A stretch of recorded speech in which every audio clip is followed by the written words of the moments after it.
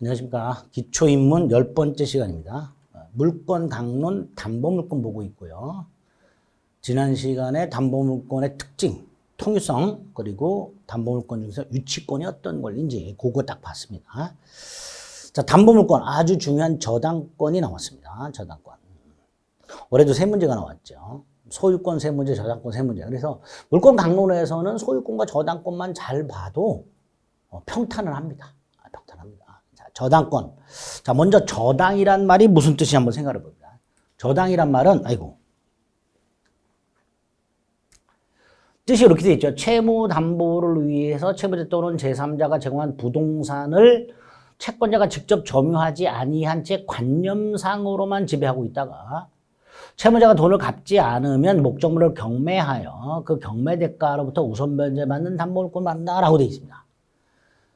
자, 우리 주택담보대출 같은 거 생각하시면 돼요. 부동산 담보대출. 갑이 토지나 아파트를 가지고 있고 은행으로부터 담보대출을 받는 걸 생각하시면 됩니다. 땅이나 아파트를 담보로 제공하고 돈을 빌려요. 자, 을이 갑에게 1억을 빌려줍니다. 그리고 이렇게 1억을 빌려주고 그것을 끝이면 우리가 보통 신용대출이라고 부르죠. 마이너스 통장 같은 거. 그러나 담보대출은 채무자가 담보물이라는 걸 제공을 해요. 토지나 이런 거를. 그럼 을은 이 땅이나 건물에 저당권이라는 권리를 갖고 있게 돼요. 자, 여기서 저당권. 갑이 전당포 주인한테 다이아몬드 반지를 맡기고 돈을 빌리는 거하고 어떤 차이가 있는지 생각을 해봅니다. 다이아몬드 반지를 맡길 때는 다이아몬드 반지를 채권자한테 갖다 주지요. 그러니까 채무자가 돈을 갚을 때까지 다이아몬드 반지를 점유하고 있다가 돈을 받을 때까지 반환을 거절하잖아요. 그런데 저당권은요, 채무자가 이 담보물을 은한테 갖다 주진 않아요. 즉, 채무자가 여전히 토지나 이 건물을 점유해요. 즉, 담보물에 대해서 을에게 점유를 이전해 주질 않아요. 대신 을은 이런 생각을 해요. 을의 생각. 어떤 생각을 하죠? 갑이 돈을 갚지 않으면,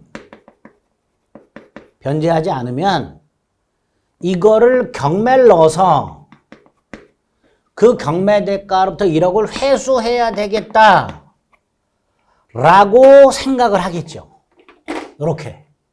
즉, 저당권자는 담보물을 점유하지 않은 채 요런 생각을 하고 있단 말이에요. 요런 생각. 요거를 관념적 지배라고 하는 거야. 뭐를? 교환 가치를. 저당권자가 목적물을 점유하지 않은 채 나중에 목적물을 경매를 넣어서 채권을 회수해야 되겠다라고 생각하고 있는 것, 그거를 관념상 지배라고 말을 하는 거예요. 관념상 지배. 그리고 나중에 갑이 돈을 갚지 않으면 이 생각을 행동으로 옮기겠죠. 어떻게? 경매를 넣어서 우선 변제 받겠죠. 이거를 뭐라고 부를까? 학자들이 약속을 한 거예요. 저당이라 부르자. 이렇게. 그래서 저당권이 탄생하게 된 겁니다. 그러니까 지금 말씀드린 담보물을 채권자에게 이전하지 않고 목적물, 땅이나 배기로는 갑이 계속 점유 사용하고 채무자가, 저당권자는 점유하지 않고 그 교환 가치만 관념상으로 지배하는 것, 이거를 뭐라고 부를까 하다가 찾아낸 단어가 저당이란 말이죠. 그래서 저당권의 뜻이 이렇게 되는 거예요. 저당이란 말을 풀어 쓴 게 아니고 요거를 뭐라고 할까 찾아낸 단어가 저당이다, 이렇게 생각하시면 돼요. 그래서 밑에 참고가 있죠. 갑이 자신의 아파트를 담보로 을은행에서 주택담보대출을 받는 경우에 을은행은 갑소유 아파트의 담보권을 설정하게 되는데 가장 일반적인 게 저당권 또는 근저당권이란 말이죠. 그래서 대한민국 사람들은 보통 대부분이 아파트나 주택을 살 때 담보대출 받잖아요. 그러니까 이 저당권이라는 권리와 굉장히 친근하단 말이죠. 굉장히 친근한데 어려워요. 잘 몰라요. 이 저당권이 뭔지. 특히 이제 근저당권 나오면 막 머리 헷갈리죠. 그런데 요거는 시험에도 많이 나올 뿐만 아니라 나중에 여러분들이 중개사 실무할 때도 굉장히 자주 보게 되는 권리이고 의뢰인에게 정확하게 설명을 해줘야 되는 권리에 해당이 돼요. 현실적으로도 굉장히 밀접하기 때문에 현실 생활과 철저히 봐주셔야 됩니다. 그래서 의의를 정확하게 일단 뜻을 기억하자.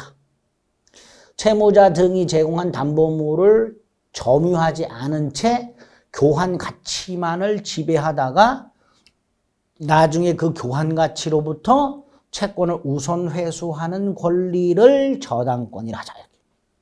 특징을 보겠습니다.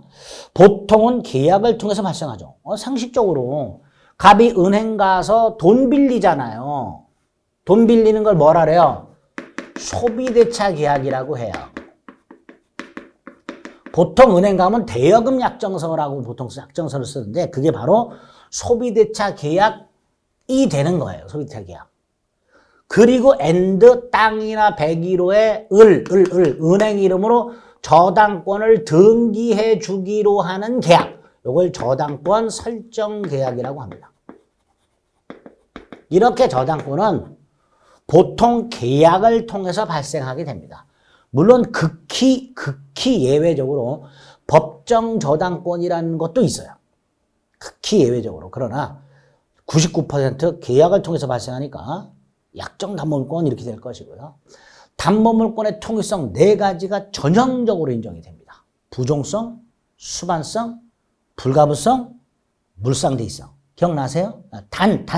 저당권 중에서 요 근저당권은 부종성이 완화되어 있습니다. 부종성에 예외가 있어요. 그 다음에 공동저당은 이거는 기초과정에서 생각도 하지 마세요. 공동저당이라는 것은 근저당만 생각을 합니다. 근저당은 나중에 뒤에서 보게 될 겁니다. 자, 담보물권의 통일성이 모두 인정이 되되 근저당권이라는 놈은 뭐가 없다? 부종성의 예외다. 부종성의 예외. 담보물권 일반적 효력, 목적물을 경매하고 경매를 넣어서 요 이제 임의 경매 또는 담보권 실행 경매라고 합니다. 자, 경매하고 그 경매 대가도 우선 변제를 받죠. 보통 추구표 등이 인정이 된다 그랬죠. 저당권은 특히 추구표가 인정돼야 되죠. 왜? 저당권자가 목적물을 점유하지 않으니까. 그죠? 그래서 저당권은 목적물을 점유하지 않는다. 그래서 담보물권의 일반적 효력 중에서 뭐가 없었죠? 유치적 효력이 없죠. 유치가 뭐라 그랬죠? 점유 및 반환 거절을 유치를 한다 그랬죠. 저당권자는 점유하지 않으니까 유치적 효력은 없죠. 따라서 예를 들어서 101호에 저당권자 을이 있다는 사실을 유관으로 101호를 봤을 때는 확인이 안 되죠. 왜? 101호는 채무자가 여전히 점유 사용하고 있죠. 따라서 이 저당권은 반드시 이 101호에 저당권이라는 담보물권자가 있다라는 사실을 등기 등록을 통해서 공시를 꼭 해야 됩니다. 그 말은 등기 등록이 가능한 것만 저당권의 객체가 될 수 있다. 이렇게 되겠죠. 저당권자가 목적물을 점유하지 않기 때문에 이 목적물에 저당권자가 존재한다는 사실을 등기나 등록을 통해서 꼭 공시하라. 그래서 등기 등록이 가능한 것만 저당권의 객체가 될 수 있다. 이렇게 저당권의 특징을 이해해 주시면 됩니다. 당연히 타물권이라고요. 채권자 소유물이 아니어야 되죠. 그래서 소유자 저당이란 건 인정이 안 되는 게 원칙입니다. 내가 내 부동산에 내가 저당권을 갖고 있을 수는 없어요. 물론 우리 혼동이라는 것에서 봤어요. 예외가 있었어요. 그렇죠? 그건 이제 다 잊어버리셨어요. 죄송합니다. 다 잊어버리셨을 테니까 생각하지 마시고 원칙적으로 소유자 저당권이라는 건 없다. 민법상 내가 내 물건에 저당권을 갖고 있을 수는 없다. 자, 설정계약의 당사자라고 되어 있는데 저당권 성립과 관련된 거죠. 저당권이 성립하려면 다시 한번 생각해 보세요. 보통 계약을 통해 성립한다고 그랬죠. 특정 담보물권이라고 그랬죠. 그리고 이 계약이, 요게 이제 계약이라고 그랬죠. 두 가지죠. 갑이 은행에 가서 돈부터 빌리죠. 돈 빌리는 계약이 뭐예요? 소비대차 계약이죠. 돈 빌리는 계약은 소비대차 계약이라고 했습니다. 근데 돈만 빌리나? 아니죠. 갑이 갖고 있었던 101호를 담보로 제공하고 이 101호에 을의 이름으로 저당권을 설정해 주기로, 저당권을 발생하기로, 을이 저당권을 취득하게 하기로. 그게 설정이죠. 저당권 설정 계약을 하게 됩니다. 다시 말해서 저당권의 성립은 99% 법률 행위를 통해서 발생한다. 계약이라고 그랬죠. 그 계약이 두 가지가 필요하다. 두 가지. 소비대차 계약과 저당권 설정 계약. 이때 소비대차 계약의 당사자, 채무자와 채권자죠. 소비대차 계약의 당사자, 돈 빌리는 계약의 당사자, 돈 빌리는 사람, 채무자라고 부르죠. 채무자라고 부르기도 하고요. 차주라고도 부릅니다. 돈 빌릴 차. 이렇게 한자 몰라도 돼요. 차주, 뭘 빌리는 사람. 차주, 뭘 빌리는 사람. 반면에 빌려주는 은행은 채권자죠. 빌려준다. 대주라고도 하죠. 소비대차 계약의 당사자는 채무자와 채권자가 되고요. 그다음에 설정 계약의 당사자는 뭐라고 부르냐? 저당권 설정자 하고요. 저당권자 이렇게 보죠. 자, 여기서 법률행위에서 저당권이 성립하려면 계약이 두 개가 필요하다. 소비대차 계약과 저당권 설정 계약. 그 당사자를 부르는 명칭. 채무자, 채권자, 차주, 대주. 그다음에 저당권 설정자와 저당권자 이렇게 돼요. 여기서 요 채권자와 저당권자는 원칙적으로 동일인이어야 되죠. 채권자가 을이라면 저당권자로 등기가 되는 자도 을이어야 되죠. 왜? 부종성 때문에. 그죠? 만약에 저당권자가 병으로 등기가 되어 있다면 얘는 채권자가 아니잖아. 채권이 없잖아요. 그럼 저당권도 없는 거예요. 그러니까 예외는 있으나 원칙. 채권자와 저당권자로 등기되는 자는 동일해야 돼요. 이게 대원칙입니다. 뭐 때문에? 담보물권의 부종성 때문에. 반면에 설정자는요. 쉽게 생각하세요. 요 담보물 소유자 생각하시면 돼요. 101호 소유자. 자, 갑이 은행에서 돈을 빌립니다. 갑의 이름으로, 갑이 채무자예요. 101호도 갑 소유예요. 그럼 설정자는 갑이에요. 채무자가 설정자가 되겠죠. 그런데 만약에 갑이 은행 가서 갑의 이름으로 돈을 빌리는데 이 101호는 갑의 부인 정소유더라. 갑의 부인. 그럼 이 정이 설정자가 되는 거예요. 정. 즉 채무자가 아닌 제3자가 설정자가 될 수도 있습니다. 자, 이때 채무자가 아니면서 설정자, 담보물 소유자, 이 사람을 물상 보증인이라고 합니다. 물상 보증인. 자, 이때 이 물상 보증인은 채무는 없어요. 자, 채무가 없다라는 건 갑이 설령 돈을 갚지 않는다 하더라도 을이 물상 보증인에게 돈 갚으라 할 수는 없어요. 다시 말해서 물상 보증인은 채무자 대신 돈을 갚아야 될 의무는 없습니다. 이게 일반 보증인과 다른 점이죠. 일반 보증인은 갚아야 돼요. 채무자가 돈을 안 갚으면 일반 보증인은 갚아야 돼요. 그런데 물상 보증인은 채무자가 돈을 갚지 않는다 하더라도 돈을 갚을 필요는 없고요. 대신 요 담보물을 한도로 책임만 지는 거예요. 그래서 물상 보증인을 보통 채무 없는 책임 이렇게 부릅니다. 물상 보증인, 채무 없는 책임. 물상 보증인은 돈을 갚을 채무는 없고 그 담보물로 책임만 지는 거예요. 다시 말해서 자기 목적물을, 자기 소유물을 담보로 제공하는 걸로 끝나고요. 그 한도 내에서만 책임을 지는 사람을 물상보증인이라고 부릅니다. 그래서 앞으로 민법에서 채무라는 말과 책임이란 말을 좀 구별하실 필요가 있습니다. 담보물권에는. 자, 그럼 정리합니다. 저당권은 99% 법률행위, 즉 계약을 통해서 발생하게 되는데 그 계약이 두 가지다. 소비대차계약과 저당권 설정계약. 자, 갑이 은행에 가는 목적이 뭐예요? 돈 빌리는 거죠. 그러니까 이게 주된 목적이고 이게 종된 목적이 돼요. 그러니까 주된 계약, 종된 계약 이렇게 되겠죠. 당사자를 이렇게 부른다라고 생각하시면 돼요. 결국 소비대차계약과 저당권 설정계약을 통해서 발생하는데 and 101호 부동산이고요. 저당권 부동산 물권이죠.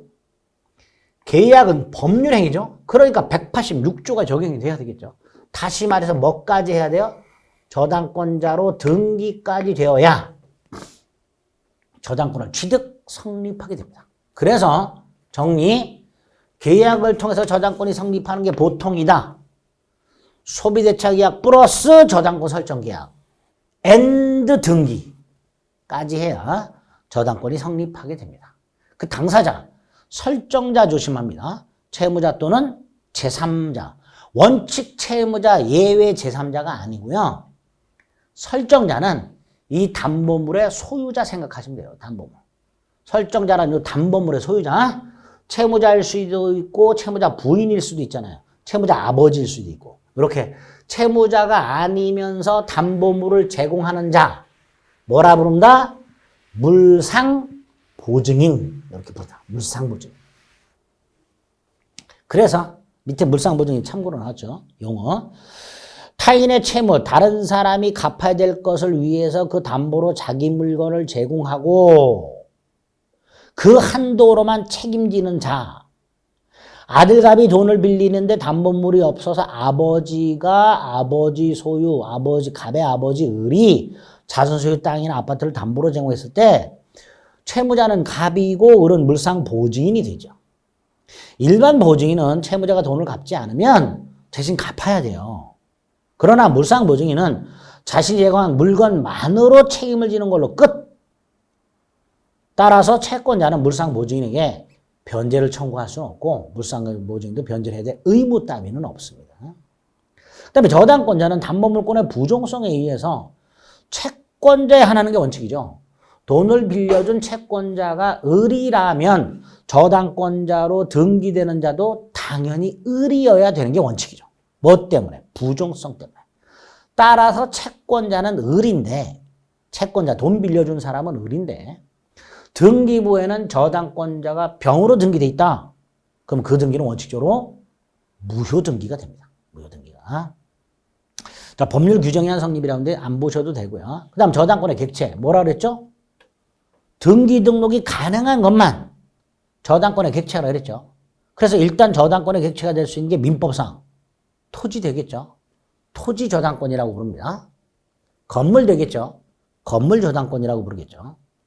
토지와 건물은 우리 민법상 별도의 부동산이니까 토지 저당권 따로, 건물 저당권 따로.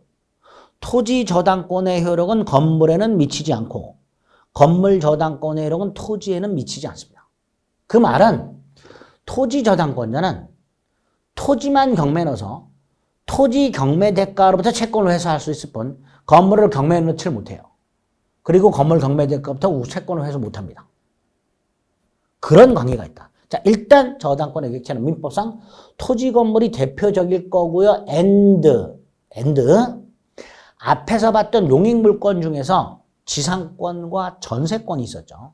이 지상권이라는 권리와 전세권이라는 권리를 갖고 있는 자가 토지나 건물이 아니라 지상권이라는 권리 자체, 전세권이라는 권리 자체를 채권자에게 담보로 제공하고 그 지상권이나 전세권의 저당권을 설정해 줄 수 있도록 해놨어요. 지상권자 갑, 밑에 저당권자 을 이런 식으로. 즉 지상권이나 전세권이라는 권리도 저당권의 객체로 될 수 있도록 해놨습니다. 그래서 우리 민법상 저당권이 우리 민법상 저당권이 토지 저당권, 건물 저당권, 지상권 저당권, 전세권 저당권 총 4개가 있습니다. 또 하나 생각해 볼 수 있는 게 공유가 있었죠. 공동소유 중에 공유, 상속인들 생각해 보시면 된다고 그랬고요. 이 공유자들은 공유물의 공유 지분을 갖고 있었죠. 그 지분도 저당권의 객체로 할 수 있습니다. 토탈 5개. 토지 저당권, 건물 저당권, 공유지분 저당권, 지상권 저당권, 전세권 저당권 이렇게 생각해 주시면 됩니다. 물론 예외적으로 특별법에 의해서 등기 등록이 가능한 물건이 있어요. 대표적인 게 자동차, 선박, 항공기, 건설기계, 또 보존 등기된 20개 집단을 우리가 임목이라고 부른다 그랬죠. 안 했나? 뭐 생각하지 마세요. 기억이 안 나면. 자동차 등록하죠. 20톤 이상의 선박, 건설기계, 항공기 같은 것도 소유자가 누군지 등록을 해요. 마치 토지 등기부나 건물 등기부처럼 자동차 등록 원부라는 게 있어요. 거기다가 저당권 설정할 수 있어요. 특별법이죠. 그런데 뭐 예외 특별법은 생각하지 마시고 민법상 저당권의 객체가 뭐냐? 정확하게 부동산이라고 되어 있죠? 토지, 건물, 공유지분, 부동산 공유지분, 토지, 건물이 공유일 때 그 공유지분, 지상권, 전세권 이런 것들만 저당권의 객체가 될 수 있다. 이렇게 생각을 해주시면 됩니다. 자, 피담보 채권이 뭐였었죠? 저당권 등 담보물권에 의하여 우선 변제가 확보가 되어 있는 채권을 뭐라고 부른다? 피담보 채권입니다. 일반 채권하고 구별해서 피담보 채권이라고 불러요. 자, 저당권의 피담보 채권. 보통은 돈을 빌려주니까 금전 채권이겠죠. 이게 원칙이죠. 그런데 반드시 금전 채권만 되는 건 아니에요. 금전 채권은 아니더라도 나중에 금전 채권으로 바뀔 수 있는 거예요. 예를 들어서 제가 학원에서 강의를 합니다. 그럼 학원 수강생들은 뭐 지금 강의를 듣고 계신 분들도 마찬가지지만 계약을 한 거잖아요. 저는 학원이나 이 강의 촬영하는 회사와 계약을 한 거고 강의를 듣는 여러분들은 학원을 다니시면 학원과 또는 이 강의를 제공하는 회사와 계약을 하신 거잖아요. 그 계약을 통해서 3쿠션으로 여러분들은 저에 대해서 채권을 갖고 계세요. 무슨 채권? 민법 강의하라. 채권이란 게 뭐라 그랬죠? 채권자가 채무자에게 뭐뭐 하라고 청구하는 권리, 요구하는 권리. 이게 채권이라 그랬죠. 대표적인 게 돈을 갚아라. 이게 채권이고요. 근데 꼭 돈을 갚아라만 채권이 되는 건 아니에요. 채권이라는 개념이 넓단 말이지. 채권자가 채무자에게 뭐뭐 하라고 청구하는 권리가 다 채권이다라고 생각하시면 돼요. 그러니까 여러분들이 저에 대해서 민법을 강의해라. 이것도 채권이 되는 거예요.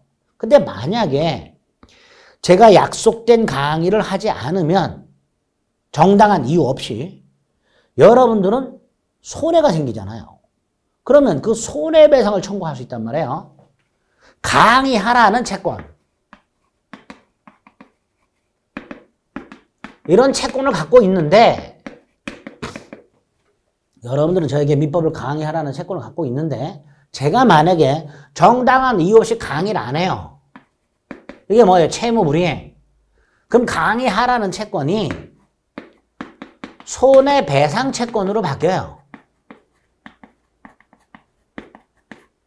즉 강의하라는 채권은 돈, 금전 채권이 아니잖아요.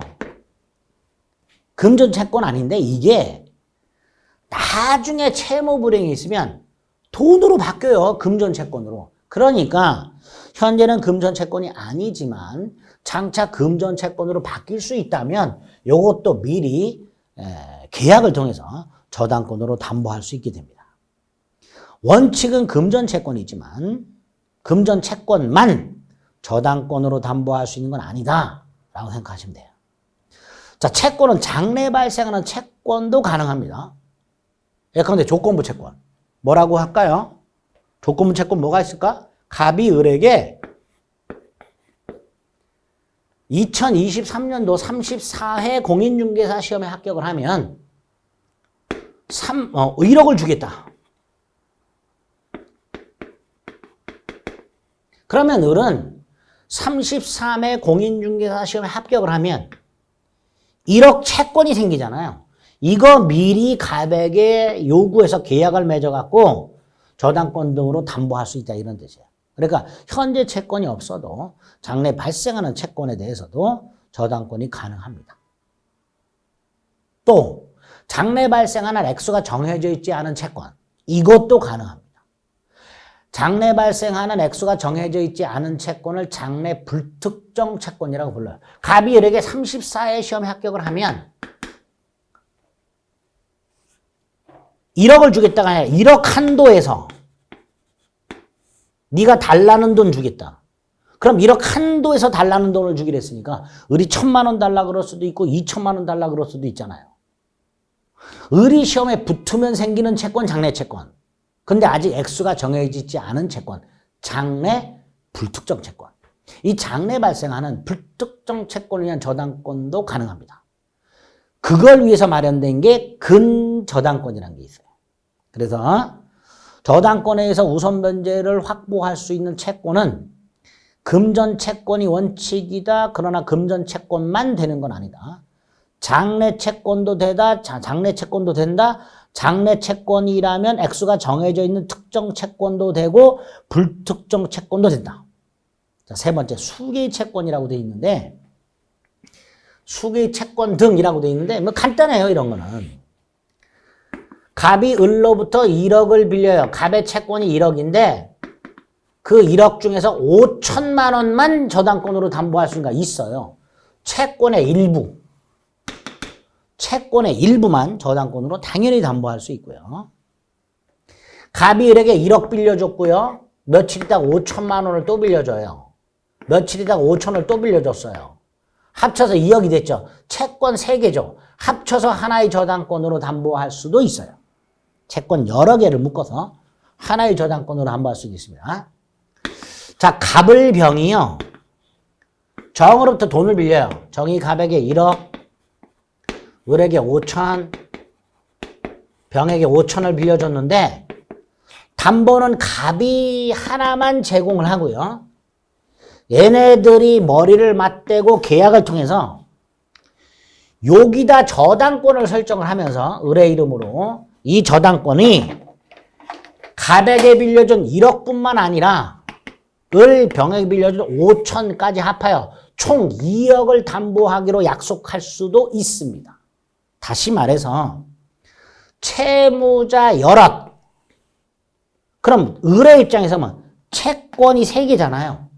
이걸 합쳐가지고 하나로 묶어서 하나의 저당권으로 담보할 수도 있다. 마지막 반대의 경우 갑에게 을이 1억을 빌려줘. 병이 5천만 원을 빌려줘. 정도 5천만 원을 빌려줘요. 갑이 담보가 하나가 있어요. 그러면 보통 저당권자 을, 저당권자 병, 저당권자 정 이렇게 따로따로 등기하겠죠. 보통은. 그죠?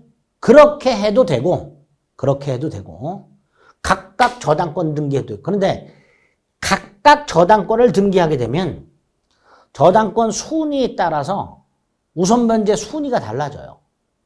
먼저 등기한 게 1번 저당권, 나중에 등기한 게 2번, 3번 저당권. 경매가 되면 1번이 먼저 이렇게 배당을 받는단 말이에요. 그러니까 이렇게 할 수도 있다. 갑을병이 모여서 머리를 맞대고 계약을 통해서 저당권을 하나만 설정해. 하나만. 그리고 채권자 을병정이 채권액의 비율. 전체 채권액이 2억이잖아요. 그중에 을은 1억이니까 2분의 1. 병정은 2억 중에 5천씩이니까 4분의 1. 이런 식으로. 여러 명의 채권자가 하나의 저당권을 채권액의 비율로 공유할 수 있게 됩니다. 공유. 이럴 때 하나의 소유권을 여럿이 갖고 있는 걸 공유라 그랬죠. 그러면 소유권이 아닌 권리를 여럿이 쪼개서 갖고 있는 걸 뭐라고 할까? 준공유. 준공유. 하나의 소유권을 여럿이 쪼개 갖고 있는 걸 공유. 하나의 소유권이 아닌 권리를 여럿이 쪼개서 갖고 있는 걸 준공유. 이 준공유 개념도 몇 년 전에 한번 출제가 됐습니다. 이런 것들이 피담보 채권의 특징이다. 세 번째 거 정리합니다.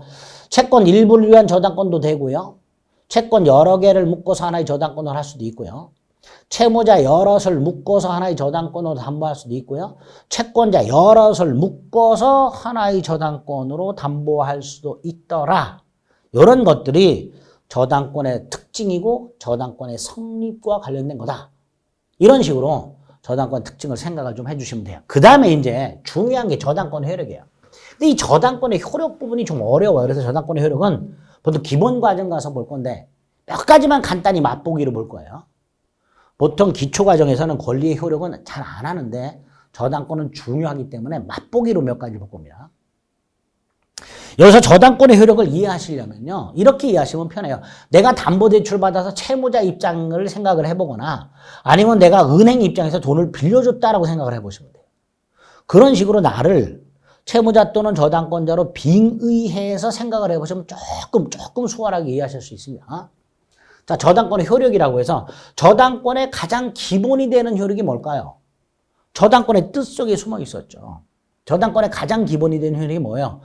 나중에 채무자가 돈을 갚지 않으면 목적물을 경매를 넣어서 경매 대가로부터 후순위 권리자보다 자신의 채권을 먼저 회수하는 것, 이게 저당권의 효력이잖아요. 그 저당권의 기본이 되는 효력 외에 몇 가지가 더 나온다. 그게 저당권의 표현돼요. 첫 번째 나오는 게 저당권 효력이 미치는 범위라고 해서 두 개가 나와요.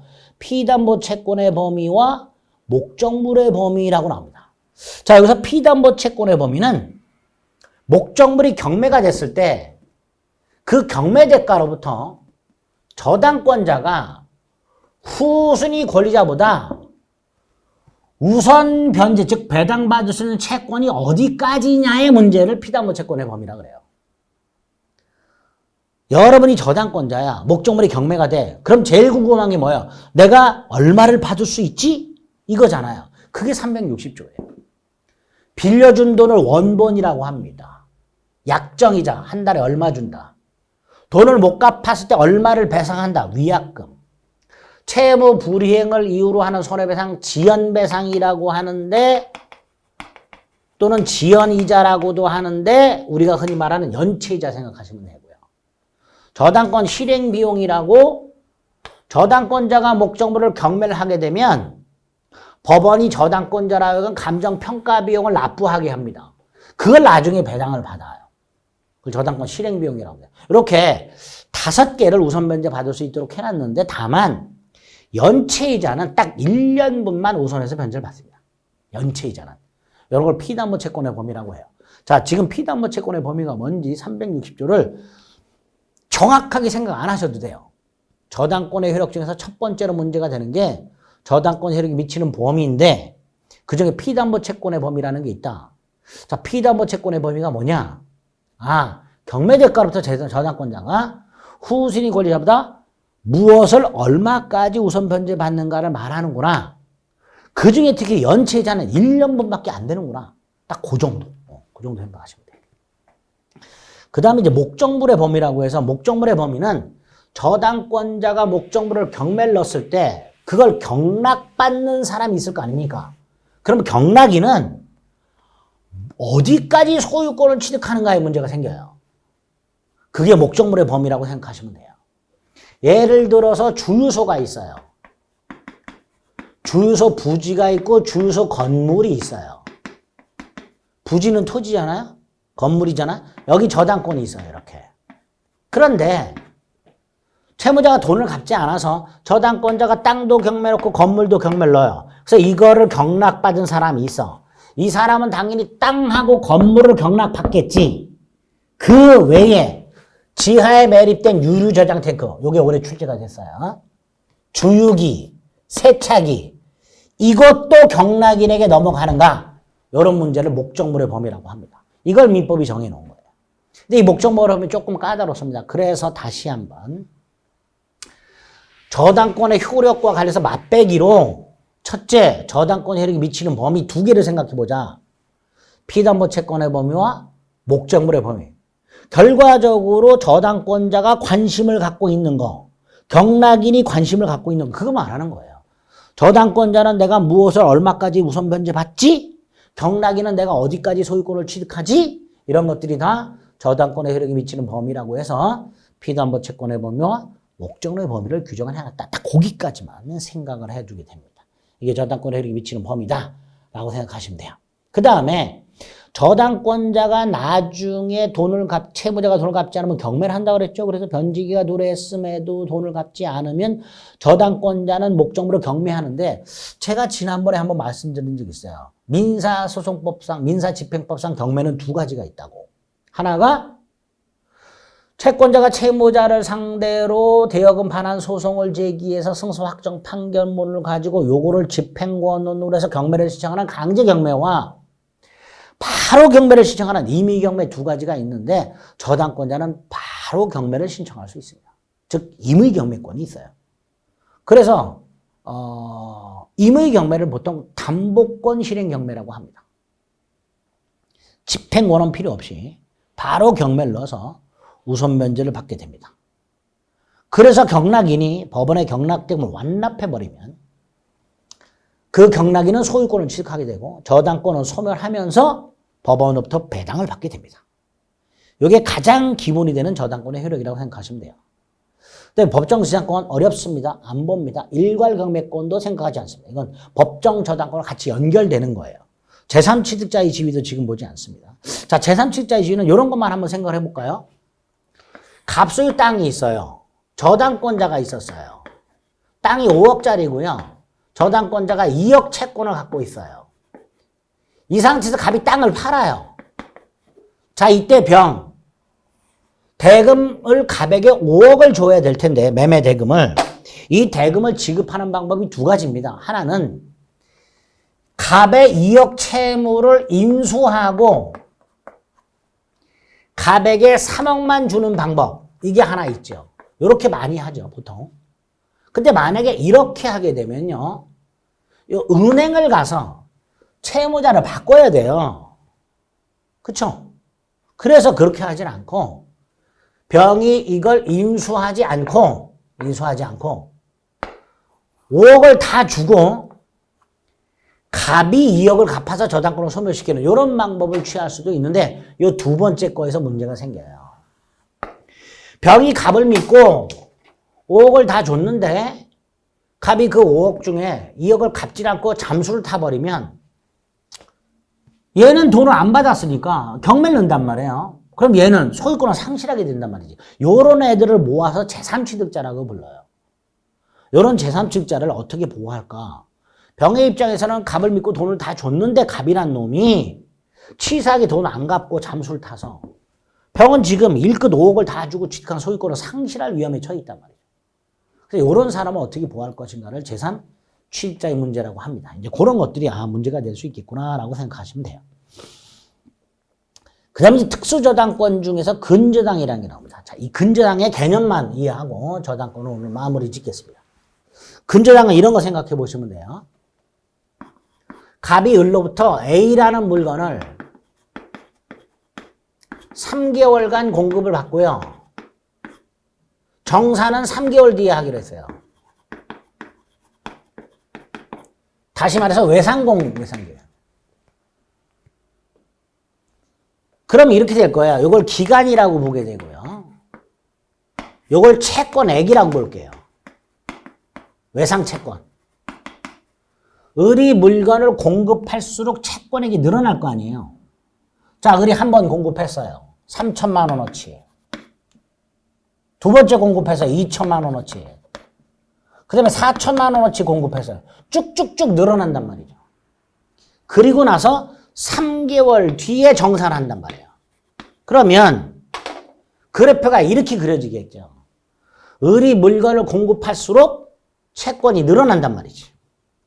중간에 갑이 돈 생겼다고 1,000만 원을 얘한테 보냈어요. 그럼 채권이 줄어들어요. 물건이 공급이 되면 또 늘어나요. 갑이 일시적으로 전부를 정산해 줄 수도 있어요. 채권이 빵원이 되는 경우도 생길 수가 있어요. 을이 물건을 또 공급합니다. 또 늘어나요. 그래서 3개월이 딱 되면 을의 채권액이 얼마인지가 확실하게 정해집니다. 그 전까지는 을의 채권이 증감 변동해요. 이렇게 갑과 을 사이에 일정 기간 거래를 하기로 합니다. 이걸 계속적 거래 계약이라고 합니다. 계속적 거래 계약을 하게 되면 채권자의 채권이 증감 변동하다가 결산기에 확정이 돼요. 이거를 담보할 목적의 저당권은 근저당권이랍니다. 자, 이때 근저당권은 뭐가 핵심이냐? 3개월이 될 때까지 채권이 확정이 안 됐잖아요. 따라서 갑과 을이 이렇게 약속을 해요. 3개월 뒤에 채권액이 얼마인지 모르잖아요. 그래서 을은 이렇게 말합니다. 야, 3개월 뒤에 채권액이 얼마가 될지 모르지만, 얼마가 될지 확실하게 모르지만, 만약에 3개월 뒤에 확정된 채권을 네가 변제하지 않으면 나는 요걸 공매 넣어서 적어도 여기까지 우선 변제 받겠다. 라고 우선 변제 한도를 미리 결정을 해놔. 한도. 요 우선 변제 한도를 채권 최고액이라고 해요. 이렇게 보통의 저당권은 액수가 얼마 정해진 걸 빌려줘요. 보통의 저당권은. 그런데 근저당권은 원칙이 정해지지 않은 채권. 그걸 담보하는 저당권이 근저당권이죠. 그리고 근저당권은 반드시 정해야 되는 게 뭐다? 나중에 갑이 돈을 갚지 않았을 때를 대비해서 목적물 경매대가로부터 근저당권자가 얼마까지 우선 변제 받을 것인가 그 한도를 미리 정해야 된단 말이죠. 그걸 뭐라 한다? 채권 최고액. 그래서 기초 과정에서는 저당권의 개념과 근저당권의 개념 간단히 비교만 하실 수 있으면 됩니다. 됐죠? 네, 이런 걸 저당권 또는 근저당권이라 한다 라고 생각하시면 돼요. 참고했죠? 을이 갑에게 3개월간 물건을 외상으로 공급하고 대금은 3개월이 만료되면 정산하기로 했을 때 그 물건 대금 채권은 공급할수록 증감 변동할 거 아닙니까? 그걸 담보할 목적의 저당권을 뭐라 한다? 근저당권. 그래서 채권이 아직 정해져 있지 않고요. 일시적으로 채권이 빵원이 되더라도 근저당권을 소멸하지 않아요. 채권이 빵원이 되면 담보물권이 소멸하는 걸 부종성이라 그랬는데 근저당권은 결산기 도래 전에는 채권이 일시 빵원이 되더라도 근저당권을 소멸하지 않으니까 부종성의 예외, 부종성이 완화되어 있다. 이렇게 말할 수 있겠죠. 네, 이렇게 일반 저당권과 다른 두 가지 특징이 있다. 라고 생각하시면 되겠습니다. 그래서 담보물권과 관련해서 이렇게 유치권과 저당권을 2시간에 걸쳐서 살펴봤습니다. 자, 물권 어려운 건 다 됐어요. 늘 말씀드렸지만 기초 과정에서는 개념 위주로 봐주시면 되겠습니다. 자, 이제 계약법 들어갈 겁니다. 계약법은 시간을 달리해서 다음 시간에 기초 개념을 살펴보도록 하겠습니다. 수고하셨습니다.